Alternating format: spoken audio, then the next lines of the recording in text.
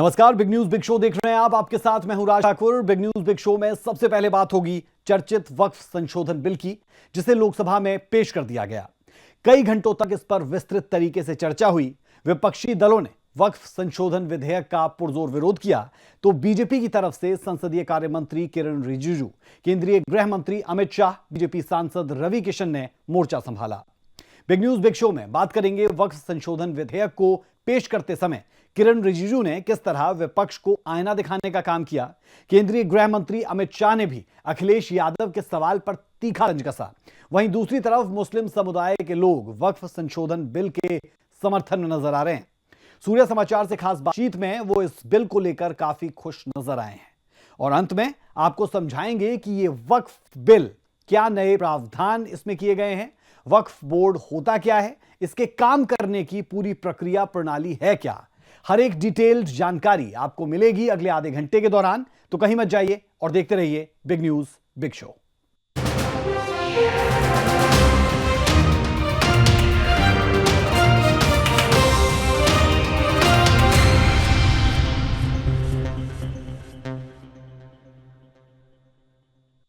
केंद्रीय संसदीय कार्य मंत्री किरण रिजिजू ने बुधवार को लोकसभा में वक्फ संशोधन विधेयक पेश किया।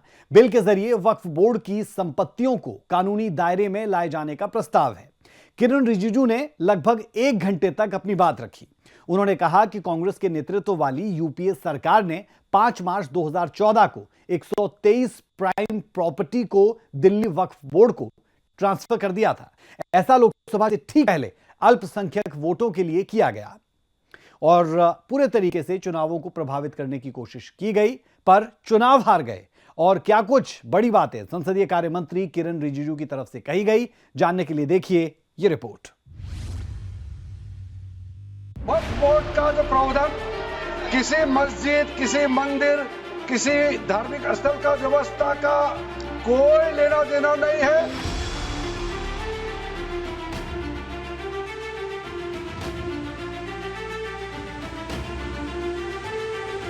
कि जो लोग इस बिल को विरोध कर रहे थे, वो हृदय में भी बदलाव होगा।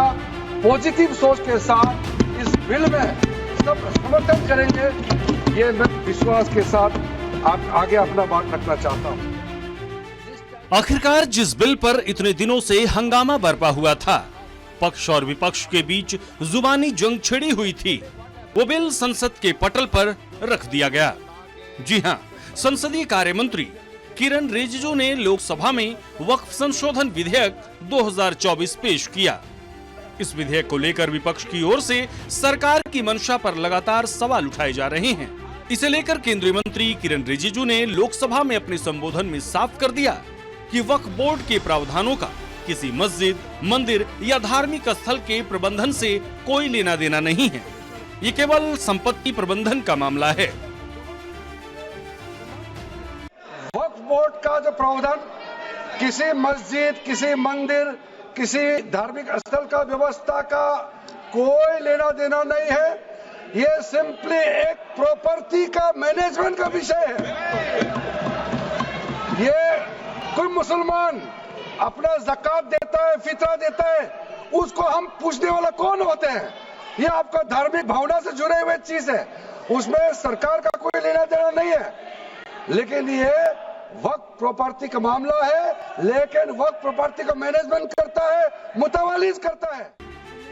संसदीय कार्य मंत्री किरण रिजिजू ने यह भी कहा कि वक्फ विधेयक किसी भी धार्मिक व्यवस्था, किसी भी धार्मिक संस्था या किसी भी धार्मिक प्रथा में किसी भी तरह से हस्तक्षेप नहीं कर रहा है। आर्टिकल 225(1) कहता है, subject to public order, morality and health and to the other provisions of this part, all the persons are equally entitled to freedom of conscience and the right freely to profess, practice and propagate religion.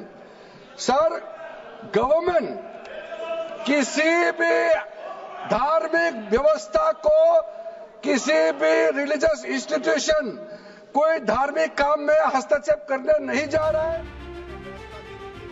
अपने संबोधन के दौरान किरण रिजिजू ने कांग्रेस को भी आड़े हाथों लिया।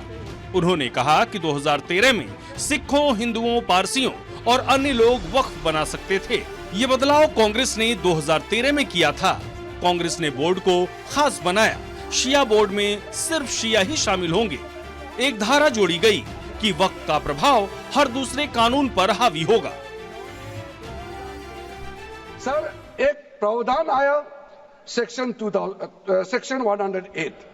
उस सेक्शन 108 में यह लिखा गया है कि वक्फ बोर्ड का जो प्रावधान है इस देश में कोई भी मौजूदा कानून के ऊपर में रहेगा, ओवरराइडिंग इफेक्ट रहेगा, ऐसा आपने कानून बनाया है। इस देश में ऐसा कानून कैसे मंजूर कर सकते हैं अध्यक्ष महोदय जी? हर कानून अपना अपना हिसाब से चलता है, लेकिन एक कानून दूसरे कानून के ऊपर में ओवरराइडिंग इफेक्ट होगा, ये कोई भी मान्यता नहीं दे सकता है। उसके बाद सर, मैं कुछ प्रोपेगेंडा साथ में जुड़े हुए हैं। उससे पहले जो 2013 में मुझे भी बहुत ताज्जुब हुआ कि ये पास कैसे जबरदस्ती करवाया है। 2013 में वक्त पे यूजर जो आपने प्रावधान डाला, उसके बाद 1970 से एक केस चल रहा था दिल्ली के अंदर में।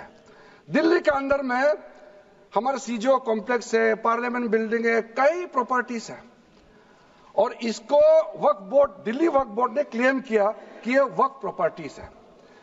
उसके बाद ये केस चल रहा था अदालत में। उस समय यूपीए सरकार ने पूरा सारा जमीन को डी नोटिफाई करके वक्फ बोर्ड को दे दिया। 123 प्रॉपर्टी। अगर आज हम ये संशोधन लेके नहीं आते तो जिस सदन में हम बैठे हैं, ये पार्लियामेंट बिल्डिंग, इसको भी क्लेम किया जा रहा था। संसदीय कार्य मंत्री ने ये उम्मीद जताई कि हर कोई सकारात्मक दृष्टिकोण के साथ इस विधेयक का समर्थन करेगा। पिछली बार जब हमने ये प्रस्तुत किए थे बिल को इस सदन में, तब भी मैंने कई बातें बताई थी। आज मैं उसको नहीं दोहराते हुए कुछ बातें मैं जोड़ूंगा, और मुझे अपना बात रखने के बाद सिर्फ उम्मीद ही नहीं, पूरा यकीन है कि जो लोग इस बिल को विरोध कर रहे थे, वो हृदय में भी बदलाव होगा। पॉजिटिव सोच के साथ इस बिल में सब समर्थन करेंगे, ये मैं विश्वास के साथ आगे अपना बात रखना चाहता हूं। क्योंकि मैं पॉजिटिव नोट से बात रखना चाहता हूं, तो इसलिए एक मेरे जो मन की बात है मैं कहना चाहता हूं, तो इससे अच्छा संदेश जाए। किसी की बात कोई, अध्यक्ष महोदय, किसी की बात कोई बदगुमान ना समझे, इस जमीन का दर्द कभी आसमान ना समझेगा। ये मैं दिल से कह रहा हूं, क्योंकि अच्छा सोच के साथ, बड़ा दिल के साथ, खुले मन से मैं ये प्रस्ताव आपके सामने में पेश कर रहा हूं। लोकसभा में वक्फ संशोधन विधेयक पेश करने के बाद संसदीय कार्य मंत्री किरण रिजिजू ने ये भी कहा कि आज हमारे देश में कुल वक्फ संपत्ति 4.9 लाख से बढ़कर 8.72 लाख हो गई है। अगर इन 8,72,000 संपत्तियों का सही से प्रबंधन किया जाए तो इससे न केवल मुसलमानों का जीवन बेहतर होगा, बल्कि पूरे देश की तकदीर भी बदल जाएगी। वहीं ये बिल पेश होने के दौरान विपक्ष कई बार हंगामा भी करते हुए नजर आया। ब्यूरो रिपोर्ट, सूर्या समाचार।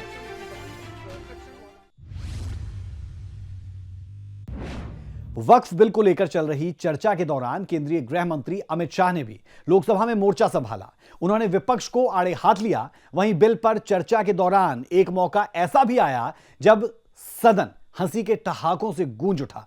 यह पल था जब सपा सांसद अखिलेश यादव ने बीजेपी के राष्ट्रीय अध्यक्ष के चुनाव को लेकर सवालिया निशान खड़े कर दिए। उस समय अमित शाह खड़े हुए और मुस्कुराते हुए अखिलेश को जवाब दिया कि आप 25 साल अध्यक्ष रहोगे।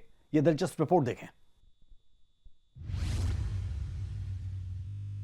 कांग्रेस के जमाने में कमेटियां होती थी जो थप्पा लगाती थी। हमारी कमेटी चर्चा करती है, चर्चा के आधार पर विचार करती है और परिवर्तन करती है। बुधवार को वक्फ संशोधन विधेयक पर लोकसभा में जमकर बहस हुई। केंद्रीय गृह मंत्री अमित शाह ने विपक्ष पर जोरदार प्रहार किया और कहा कि कांग्रेस जैसी कमेटी नहीं है, हमारी लोकतांत्रिक कमेटी है। कमेटी के जो सुझाव थे, ये भारत सरकार की कैबिनेट ने स्वीकार किए और अमेंडमेंट के रूप में किरण रिजिजू जी लेकर आए। ये तभी होता है जब ये ऑफिशियल अमेंडमेंट कैबिनेट की अनुमोदन के बगैर आता है। मान्यवर, मैं नहीं मानता इसमें कोई पॉइंट ऑफ ऑर्डर है और आपका ही आग्रह था कि कमिटी, ज्वाइंट पार्लियामेंट्री कमिटी बने। अगर कमिटी ने कोई बदलाव ही नहीं करने हैं तो ये कांग्रेस जैसी कमिटियां नहीं, हमारी लोकतांत्रिक कमिटी है मान्यवर, जो दिमाग चलाती है। कांग्रेस के जमाने में कमिटियां होती थी जो थप्पा लगाती थी। हमारी कमिटी चर्चा करती है, चर्चा के आधार पर विचार करती है और परिवर्तन करती है। अगर परिवर्तन को स्वीकार ही नहीं करना है तो कमिटी काहे को लिए है भाई? वक्फ बिल पर बहस के दौरान जब सपा नेता अखिलेश यादव बोल रहे थे तो एक ऐसा वक्त आया। वक्फ बिल पर बहस के दौरान जब सपा नेता अखिलेश यादव बोल रहे थे तो एक ऐसा वक्त आया जब सत्ता पक्ष और विपक्ष समेत पूरा सदन हंसी ठहाकों से गूंज गया। दरअसल बिल की मुखालफत के बहाने अखिलेश यादव ने बीजेपी की कार्यशैली पर सवालिया निशान खड़े करते हुए कहा कि पार्टी लंबे समय से बीजेपी अध्यक्ष नहीं खोज पा रही है। अखिलेश ने जब ये बात कही तो वो मुस्कुरा रहे थे और सरकार को घेरने की कोशिश कर रहे थे। अखिलेश यादव के बयान पर गृहमंत्री अमित शाह ने हस्तक्षेप किया और कहा कि आपके यहाँ तो परिवार के लोग ही अध्यक्ष चुनते हैं। माननीय सदस्य लोग ये कह रहे हैं कि हमारे सदस्य नहीं है यहाँ पर जो हमारे साथी हैं, लेकिन अध्यक्ष महोदय मैं ये कहना चाहता हूँ, ये जो बिल लाया जा रहा है, भारतीय जनता पार्टी में एक मुकाबला चल रहा है। भारतीय जनता पार्टी के अंदर मुकाबला चल रहा है कि खराब हिंदू कौन बड़ा है। और ये बात अध्यक्ष महोदय मैं ऐसे ही नहीं कह रहा हूं।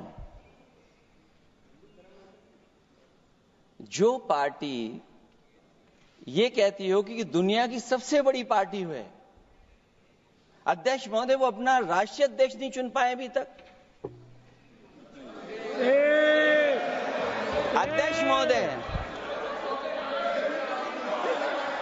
अध्यक्ष महोदय भारतीय जनता पार्टी क्या है? मैं अखिलेश जी ने बहुत हंसते हंसते कहा है, इसको हंसते हंसते जवाब देना।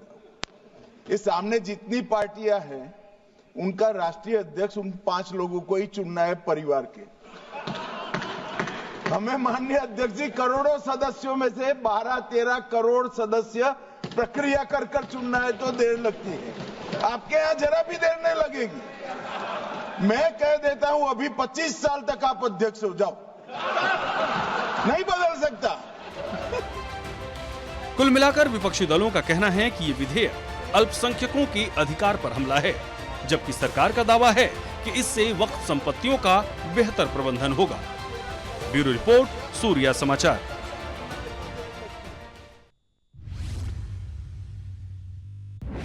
वहीं केंद्रीय गृह मंत्री अमित शाह के अलावा बीजेपी सांसद अनुराग ठाकुर ने भी विपक्ष को आड़े हाथ लिया। अखिलेश यादव पर निशाना साधते हुए अनुराग ठाकुर ने कहा कि यूपी में लाल टोपी वाले काले कारनामे करते हैं। उन्होंने राहुल गांधी और प्रियंका गांधी पर भी निशाना साधा। वहीं एनडीए के घटक दल भी इस बिल के समर्थन में नजर आए। ये रिपोर्ट जरा आप देखिए। ये संविधान हमें सहिष्णुता का अभ्यास कराता है, हमें इसे कमजोर नहीं करना चाहिए। आपने एक देश में 2 विधान बनाने का काम किया है। आपको तय करना संविधान के साथ रहना है कि वक्फ के साथ रहना है। वक्फ बिल पर मैराथन चर्चा हुई। इस दौरान बीजेपी सांसद अनुराग ठाकुर भी विपक्ष पर हमलावर नजर आए। उन्होंने कहा कि वक्फ में संशोधन करने का समय आ गया है, क्योंकि ये अत्याचार और भ्रष्टाचार का अड्डा बन गया है। इसे खत्म करने और इसमें संशोधन करने का समय आ गया है। विधेयक नहीं, एक उम्मीद है। इस उम्मीद में एम्पावरमेंट है, एफिशिएंसी है, डेवलपमेंट है। और कहीं ना कहीं इसी को देखकर आज जहां देश भर के लोग इसके समर्थन में है, वहीं Catholic bishop conference of India, church of Bharat, Kerala council of churches, Kerala Catholic bishops council और all India Sajjada Nashin council, मुस्लिम राष्ट्रीय मंच जैसी अनेक संस्थाओं ने, चर्च से लेकर मुस्लिम की अन्य सभाओं ने इसका समर्थन किया है, उसके लिए भी मैं उनका बहुत बहुत आभार प्रकट करता हूं। वक्फ को बदलने का वक्त आ गया है, क्योंकि ये अत्याचार और भ्रष्टाचार का एक ऐसा अड्डा बन गया है, उसको खत्म करने का और बदलने का समय आया है। भारत को वक्फ के खौफ से आजादी चाहिए। वहीं वक्फ संशोधन बिल के सपोर्ट में एनडीए के कई घटक दल भी नजर आए। बीजेपी के लिए खास बात ये रही कि जेडीयू से लेकर टीडीपी और एलजेपी समेत गठबंधन की सभी पार्टियों ने वक्फ संशोधन बिल का समर्थन किया। कहीं से मुसलमान विरोधी नहीं है। क्या है वक्फ? वक्फ कोई मुस्लिम संस्था है क्या? वक्फ एक तरह का ट्रस्ट है, जो ट्रस्ट मुसलमानों के हक में काम करने के लिए बनाया जाता है। आज इस सदन में एक बात साफ हो गई, ये यूबीटी वाले किसकी विचारधारा को मान रहे हैं और ये बिल का विरोध कर रहे हैं। इनके पास एक सुनहरा अवसर था अपनी गलतियों को सुधारने का, अपने इतिहास को संभालने का और विचारधारा को जिंदा रखने का, जिसके लिए कभी बाला साहब ठाकरे जी ने आंदोलन किया था। लेकिन अफसोस यूबीटी वालों ने उस विचारधारा को तो पहले ही बुलडोजर के तले जो है सुरोड़ मरोड़ दिया है। बाला साहब की जो विचारधारा थी वो स्पष्ट थी, हिंदुत्व की रक्षा, देश की एकता और बाकी धर्मों के लोगों के लिए सम्मान। कुल मिलाकर वक्फ संशोधन बिल को लेकर सत्ताधारी गठबंधन एनडीए की बात करें तो इसके सभी घटक दल बीजेपी के साथ खड़े नजर आए। जेडीयू, टीडीपी, एलजेपीआर, शिवसेना समेत तमाम सभी दलों ने खुलकर वक्फ बिल पर समर्थन का ऐलान किया है। आपको बता दें कि संसद के बजट सत्र का दूसरा चरण 4 अप्रैल को खत्म हो जाएगा। ब्यूरो रिपोर्ट, सूर्या समाचार। केंद्र सरकार की ओर से वक्फ संशोधन बिल पेश हुआ, जिस पर राजनीतिक सरगर्मियां देखने को मिली। बिल पेश होने से पहले ही विपक्ष ने बवाल करने की रणनीति तैयार कर ली, लेकिन दूसरी ओर मुस्लिम समुदाय के लोग वक्फ संशोधन बिल से काफी खुश नजर आ रहे हैं। आम लोगों की राय विपक्ष के राजनेताओं से बिल्कुल इतर दिखाई दे रही है। मुस्लिम लोगों का कहना है कि सरकार का यह फैसला काफी अच्छा है, जिससे उन्हें लाभ होगा। पीएम नरेंद्र मोदी का मुस्लिम लोगों ने धन्यवाद भी किया है। वक्फ अमेंडमेंट बिल पास होने के बाद में जब मुसलमानों को नौकरियों में साझेदारी मिलेगी, मुसलमानों को रोजगार में साझेदारी मिलेगी, मुसलमान को शिक्षा में साझेदारी मिलेगी, ये समझ में आ चुका है, इसलिए हम समर्थन कर रहे हैं। मुसलमान को सोचना चाहिए कि इस वक्फ का समर्थन करना चाहिए। बिल का जो फायदा है वक्फ का, वो मेरे को लगता है कि अब गरीब मुसलमान को मिल पाएगा। लोकसभा में केंद्र सरकार की तरफ से वक्फ संशोधन बिल को पेश किया गया, जिसका विरोध और समर्थन का गवाह सदन बना। ऐसे में सरकार की तरफ से जहां बिल में किए संशोधन को लेकर इसके फायदे गिनवाए गए, तो विपक्ष के कुछ नेता इसका विरोध करते दिखे। वहीं मुस्लिम समुदाय के लोगों ने वक्फ संशोधन बिल का समर्थन किया। उनका कहना है कि बिल में संशोधन से फायदा होगा। वक्फ संशोधन बिल को लेकर जहां विपक्ष लगातार हमलावर है, कह रहा है कि वक्फ बोर्ड पर अधिकार करना चाह रही है सरकार, इसलिए संशोधन बिल लाया गया है, तो वहीं मुस्लिम धर्मगुरु वक्फ संशोधन बिल को सही बता रहे हैं कि क्या इसके फ़ायदे हैं। हमारे साथ मौलाना कौकाब जी हैं, जो कि उलेमा फाउंडेशन के प्रेसिडेंट हैं। मौलाना साहब, वक्फ संशोधन बिल को लेकर लगातार मुस्लिम समाज भी विरोध कर रहा है, क्या आप कहना चाहेंगे वक्फ संशोधन बिल कितना हितकारी है या फिर नुकसानदायक है? वक्फ संशोधन बिल एक लंबे समय के बाद तरमीम हो रही है इस बिल में, यानी संशोधन हो रहा है। वक्फ बिल को इन्होंने एक बड़ा गलत बना के पेश किया है जनता ने, यानी उन लीडरों ने जो इसका विरोध कर रहे हैं कि वक्फ बिल मुसलमानों को ख़त्म कर देगा, मस्जिदों को उजाड़ देगा, दरगाहों को बर्बाद कर देगा, इमाम बाड़े ख़त्म हो जाएंगे, मुसलमान बेबस हो जाएंगे। ये सब एक फ़र्ज़ी इनके जयकारे, फ़र्ज़ी नारे, फ़र्ज़ी आवाज़ें हैं जो भारत सरकार के ख़िलाफ़, भारत के ख़िलाफ़ उठा रहे हैं। ये प्रॉपर्टी भारत की है, इस मुल्क की है, दूसरे मुल्कों से हिस्सा मिलके यहाँ नहीं आई। वहीं मुस्लिम समुदाय के लोग वक्फ संशोधन बिल के समर्थन में नजर आए। उनका कहना है कि विपक्ष गुमराह करता है। हमें समझ आ रहा है कि पीएम मोदी जी ने मुस्लिम लोगों के हित में फैसला लिया है। यहाँ पे देख सकते हैं कि जो यहाँ पर मुस्लिम समुदाय के लोग हैं वो यहाँ पे वक्फ बोर्ड के समर्थन में खड़े हैं। यहाँ पे लिखा हुआ है वक्फ बोर्ड के पिछड़े मुसलमानों को हिस्सेदारी देने के लिए धन्यवाद, महिलाओं को हिस्सेदारी देने के लिए धन्यवाद। आइए लोगों से बात करते जानते कि इनका क्या कहना है। जो विपक्ष है वो लगातार जो है वो इल्जाम लगा रहा है कि इस बिल के पास होने से लोगों की मस्जिद छिन जाएगी, अलग अलग तरह के आरोप लगाए जा रहे, क्या कहना चाहेंगे? अगर ऐसा आरोप नहीं लगाएंगे, मस्जिदों की बात नहीं करेंगे, मुसलमानों को भड़काएंगे नहीं, मुसलमानों को वलगराएंगे नहीं, मुसलमानों को भटकाएंगे नहीं, मुसलमानों को लटकाएंगे नहीं, तो विपक्ष का काम कैसे चलेगा? आज तक ऐसी तो उनका काम चलता आया है। कांग्रेस ने हमेशा मुसलमानों को लटकाने भटकाने का ही तो काम किया है, तभी तो मुसलमान पर राज करते रहे। हमेशा बीजेपी का जो है डंडा दिखाया और उन्होंने अपना झंडा थमा दिया। अब चश्मा उतर चुका है, अब मुसलमान को समझ आ चुका है कि नरेंद्र मोदी जी 140 करोड़ की बात कर रहे हैं। नरेंद्र मोदी जी ने मुस्लिम महिलाओं की तलाक की बात की, उन्होंने प्रोटेक्शन दी है, ये महिलाओं को समझ में आ चुका है। मोदी जी ने 370 कश्मीर में हटाकर मुसलमानों के हित की बात करी, ये समझ में आ चुका है। और आज हमारी ये समझ में आ रहा है कि वक्फ अमेंडमेंट बिल पास होने के बाद में जब मुसलमानों को नौकरियों में साझेदारी मिलेगी, मुसलमानों को रोजगार में साझेदारी मिलेगी, मुसलमानों को शिक्षा में साझेदारी मिलेगी, ये समझ में आ चुका है, इसलिए हम समर्थन कर रहे हैं। वहीं लोगों का कहना है कि महिलाएं भी चाहती हैं कि वक्फ बिल सभी के हित में है। इस तरह के बिल संसद में लाकर उसको पारित करके मुसलमानों को देश की मुख्य धारा में लेकर चलने का उन्होंने सदैव काम किया है और आज भी उसके लिए वो बधाई के पात्र हैं। हम उनका धन्यवाद करने के लिए, उनका शुक्रिया करने के लिए आज हम सब यहाँ पर मौजूद हैं। आप मुझे ये बताइए, जो आपके तरफ से सबको नमस्ते और सलाम अलैकुम। हम लोग सारे लेडीज़ जितना भी हमारे कौम की है, हम ये चाहते हैं ये जो वक्फ बोर्ड की जो बिल है वो पास हो। ये इसलिए अगर ये बिल पास होता है हमें कोई दिक्कत नहीं है, इसलिए हमें दिक्कत नहीं है क्योंकि इससे पहले जो भी सरकारें थे इस वक्त की ज़मीनों को लेके क्या किया नहीं किया वो हम गरीब जनता जानते हैं। पर हमारा ये कहना है अगर ये बिल पास होता है, जो हमारे महिलाएं हैं, बेवा है, विकलांग है, उससे ज़रूरतमंद तक पहुंचेगा, इसका ये हमें उम्मीद है मोदी सरकार से। जहां एक और वक्फ बिल को लेकर विपक्ष राजनीति करने से पीछे नहीं हट रहा है, वहीं मुस्लिम समुदाय के लोग वक्फ संशोधन बिल को लेकर काफी खुश नजर आ रहे हैं। उनका कहना है कि सरकार का ये फैसला अच्छा है और उनके हित में है। दिल्ली से सूर्या समाचार के लिए विनय सिंह और देवांश पांडे की रिपोर्ट।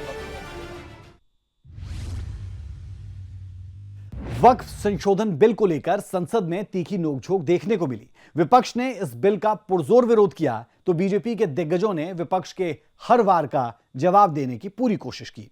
चलिए आपको अपनी स्पेशल रिपोर्ट के जरिए समझाते हैं आखिर ये वक्फ बिल है क्या, इसमें कौन कौन से प्रावधान किए गए हैं जिस पर हंगामा बरपा है।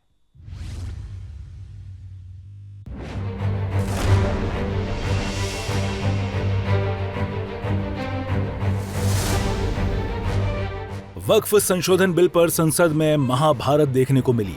पक्ष और विपक्ष ने मैराथन चर्चा के दौरान अपनी अपनी दलीलें संसद के पटल पर रखी। चलिए आपको आसान भाषा में समझाते हैं कि आखिर ये वक्फ बिल है क्या, इसमें कौन कौन से प्रावधान किए गए हैं जिस पर हंगामा बरपा हुआ है।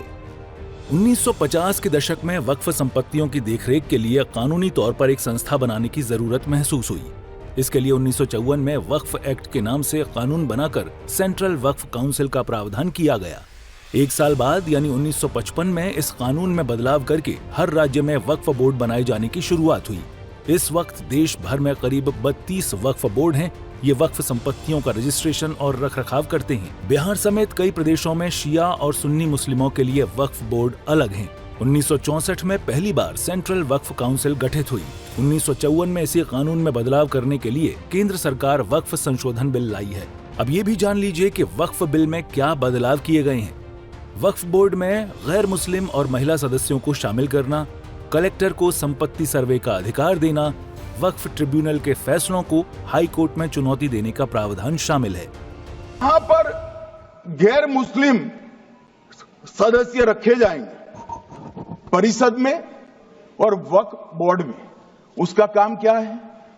उनका काम धार्मिक क्रियाकलापों को कुछ चलाने का नहीं है।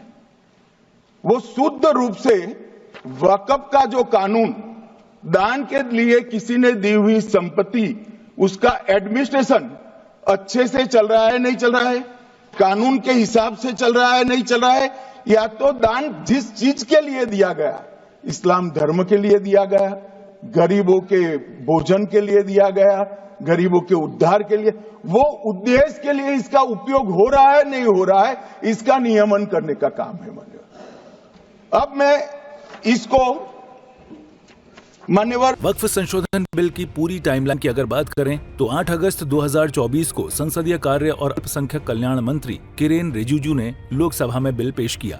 विपक्ष के विरोध और हंगामे की वजह से इस पर ज्वाइंट पार्लियामेंट्री कमेटी यानी जेपीसी बनाने का फैसला हुआ। 9 अगस्त 2024 को 31 मेंबर की जेपीसी बनाई गई। अगस्त 2024 से जनवरी 2025 के बीच कमेटी ने 34 बैठक की, कई राज्यों का दौरा किया, कई इस्लामिक विद्वानों और कानूनों के जानकारों से चर्चा की। 30 जनवरी 2025 को कमेटी ने लोकसभा अध्यक्ष ओम बिरला को रिपोर्ट सौंपी। 500 पेज की रिपोर्ट में सत्ता पक्ष की ओर से सुझाए गए 14 बदलाव किए गए थे, वहीं विपक्ष के 44 संशोधन अस्वीकार कर दिए गए। 28 मार्च 2025 को गृह मंत्री अमित शाह ने घोषणा की कि बिल संसद के मौजूदा बजट सत्र में दोबारा पेश किया जाएगा। 1 अप्रैल 2025 को केंद्रीय मंत्री किरेन रिजिजू ने बताया कि सरकार 2 अप्रैल को लोकसभा में बिल लाने की तैयारी कर रही है। 2 अप्रैल 2025 को बिल लोकसभा में पेश हुआ। वक्फ संशोधन कानून के 5 मुख्य उद्देश्यों पर नजर डालें तो पिछले अधिनियम की कमियों को दूर करना, अधिनियम का नाम बदलने जैसे बदलाव करके वक्फ बोर्डों की कार्यकुशलता को बेहतर करना, वक्फ की परिभाषाओं को एक तरह से अपडेट करना, पंजीकरण प्रक्रिया में सुधार करना और वक्फ रिकॉर्ड के प्रबंधन में प्रौद्योगिकी की भूमिका बढ़ाना शामिल है। कुल मिलाकर वक्फ एक धार्मिक मसला है, लेकिन इसका एक सच ये भी है कि इसमें धर्म कम ही रह गया है और नीयत बदल गई है। इस नीयत में सुधार की जरूरत भी है। केंद्र सरकार जो संशोधन बिल लेकर आई है, उससे यह सुधार कितना प्रभावी होगा, ये देखने वाली बात होगी। सूर्या समाचार के लिए ब्यूरो रिपोर्ट। पिछले कई दिनों से आप वक्फ शब्द कई बार सुन चुके होंगे। कई लोगों के मन में सवाल भी आया होगा कि आखिर वक्फ का मतलब क्या है, इसकी उत्पत्ति किस भाषा से हुई है, वक्फ आखिरकार कब काम आता है, कैसे काम करता है। ये सभी बातें समझने के लिए आपको जरूर देखनी चाहिए सूर्या समाचार की यह विशेष रिपोर्ट।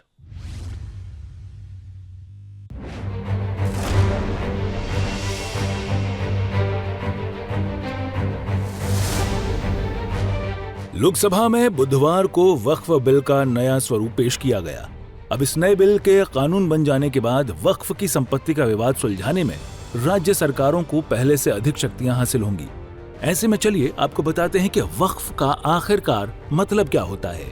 वक्फ क्या होता है? वक्फ अरबी भाषा के वक़फ़ा शब्द से बना है। इसका अर्थ होता है ठहरना या रोकना। वक्फ कोई भी चल या अचल संपत्ति हो सकती है। इसे इस्लाम को मानने वाला कोई भी व्यक्ति धार्मिक कार्यों के लिए दान कर सकता है। इस दान की हुई संपत्ति का कोई भी मालिक नहीं होता है।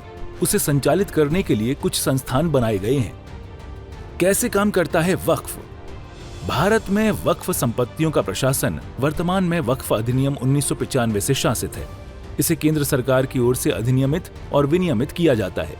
ये प्रणाली बेहतर प्रबंधन और मुद्दों के तेज समाधान को सुनिश्चित करती है।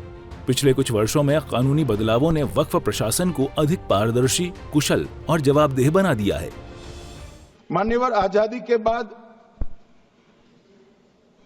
वही एक्ट को 1954 में वक्फ के केंद्रीकरण के लिए बदला गया। 95 में वक्फ न्याय अधिकरण और वक्फ बोर्डों की स्थापना की। अब ध्यान से सुनिएगा मान्यवर, वक्फ परिषद और वक्फ बोर्ड ये 1995 से आए। ये पूरा झगड़ा जो चल रहा है, आपने नॉन हिंदू को रख दिया और नॉन मुस्लिम को रख दिया, गैर मुस्लिम को रखा। वो झगड़ा वक्फ में दखल करने का है। पहले तो वक्फ में कोई गैर इस्लामिक सदस्य आएगा ही नहीं, ये स्पष्टता समझ लीजिए। ना मुतवल्ली गैर इस्लामिक होगा, ना वाकिफ गैर इस्लामिक होगा। काबिल गौर है कि भारत में वक्फ संपत्तियों की संख्या बहुत ज्यादा है। मस्जिदें, कब्रिस्तान, स्कूल और अस्पताल जैसी जगहें इसके उदाहरण हैं। सूर्या समाचार के लिए ब्यूरो रिपोर्ट। तो ये हमने आपको संपूर्ण जानकारियां दी वक्फ बोर्ड से जुड़ी हुई, वक्फ बिल से जुड़ी हुई। अभी के लिए हमारे खास bulletin big news big show में इतना ही। मुझे मेरी पूरी टीम को दें इजाजत। खबरों का सिलसिला बदस्तूर जारी है। नमस्कार। है।